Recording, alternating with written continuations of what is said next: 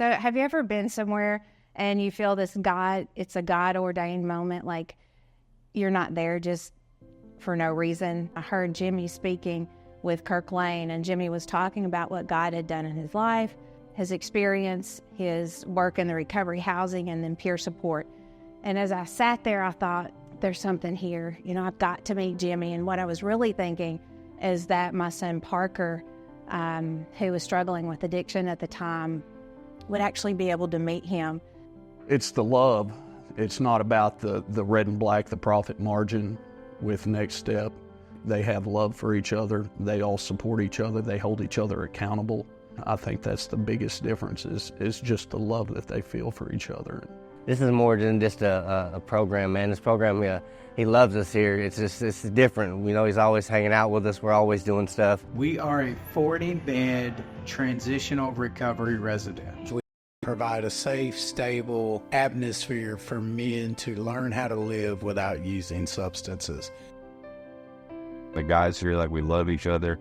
We've got a leader, you know, Jimmy, he loves us, and it's just, man, I've never stepped foot in a place like this before.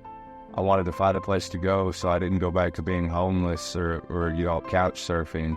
And now, you know, I'm loving it, and I'm clean, and I'm glad I'm clean. I've never had goals or, you know, a positive outlook on life. I just thought I was going to be a drug addict for the rest of my life, and now I have hopes of having a mortgage and, you know, a wife and a better relationship with God, you know, and it's already grown so much since I've been here, and it just keeps on, and man, it's crazy. Once I realized that I need to change my way of thinking and really try something different, only then did everything start to slowly work. You know, I have to put the work in. I have to call my sponsor. I have to do my step work. I have to do service work. I mean, it's not my way anymore. You know, it's realizing that I do have a higher power greater than myself, and I just need to let him in my life and let him show me what to do. Our mission is to be the recovery standard in the state of Arkansas and be the premier recovery provider for recovery housing. My name's Paul Etzkorn. I'm a parole probation agent out of Clarksville, Arkansas. Been with the agency for 8 years. I'm the officer in charge of most all the participants at Next Step. They're not afraid to come in and talk to me when they're having issues. I think they love me. I really do. I know I love them, and I try to show them, as an officer, I'm not the bad guy. I want to see them succeed. Next Step, they actually help these guys get jobs, get their license back, make sure they have transportation to and from work, make sure that they make their court dates, make sure that if they have any outstanding warrants that they get handled. I thought Austin had a peer pressure button. Like, I thought he'd like to smoke marijuana, but then if he got around 6 or 7 people that had some hydros, they wanted to crush him up, they'd go, Austin. The day that I told him that I was going to drug test him, he decided to get on the phone that second, and I think he called Jimmy and said, I'm ready to come. On the way up there, I could tell something wasn't right, you know, whether it be the slurring or the way he was handling himself, and I told him that, I said, that sucker is high now. Austin was one of those kids who always sent me a good morning, Mom, I love you, or a good night, Mom, I love you. I saw that there was so much support and so much love from that place. He felt loved from the second he walked through the door. But the love there, you know, what I saw, and I watched it twice, it started with Jimmy. Absolutely. Jimmy is one of those that is very, I would say he's very firm with these guys. There are rules, and those rules are set. And Austin never wavered from those rules. Austin was a rule follower as long as he had those guidelines there. He also became so involved at the Link Church in Clarksville that church services on Sunday were his favorite days of the week. And he would tell me every morning, tomorrow's Sunday, and I'm so excited he gets to go to church. With Next Step, they have to take care of themselves. So everything that they have to be responsible. So Austin was actually, for the first time, really learning how to be responsible and drug-free, trying to save his money. He wanted to do everything he could to progress his life. And what I've read in his notes were, I can't be around people that aren't like-minded. And if I'm around someone that is doing what I used to do, it's never going to work. So he knew that he had to find Christian people to hang out with, drug-free people to hang out with, and that the lifestyle that he had before was forever changed. This was a godly thing. Very. From the time we got a phone call about a wreck, we drove an hour and a half, and we don't know anything, and they're not going to tell us. I mean, we're calling people, but they never let us know. And I think we were about 2 hours in, and we got a phone call from an individual that let us know that they had found out that Austin was one of the fatalities.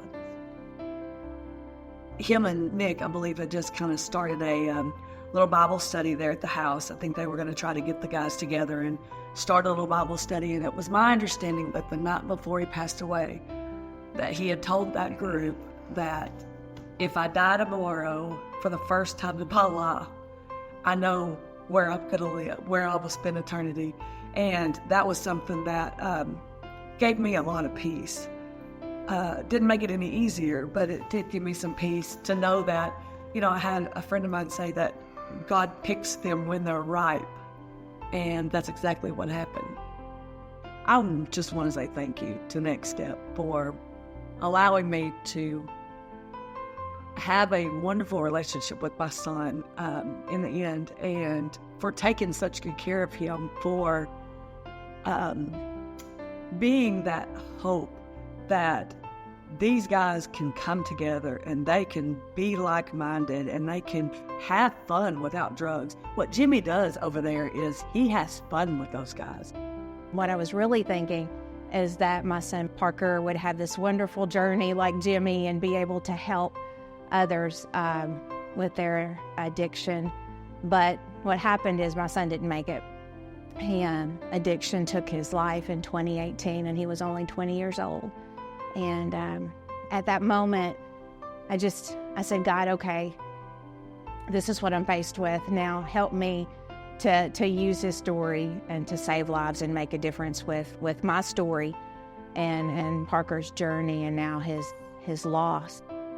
And I saw what Jimmy and Chelsea were doing was just amazing, and it was much needed, and I felt that my son could have benefited from a program like that and was able to secure a donation that was helped Jimmy and Chelsea buy their first house in Clarksville, and it's now called the Parker House. And it's just a wonderful feeling to know that I am a part of an organization that is helping others now live a life free of addiction, a life that my son, is not able to live now.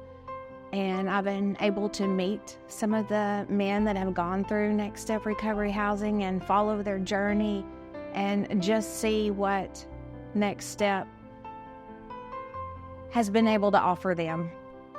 To see the mamas in the beginning when they arrive at Next Step in tears on their last string of hope, and then a year later seeing them stand beside their son, who is a complete different person, this confident person, this capable person, bank account, car, driver's license, completely restored to restoration.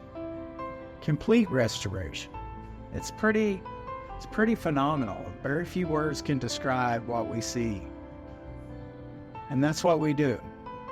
We take broken people and we help them become champions.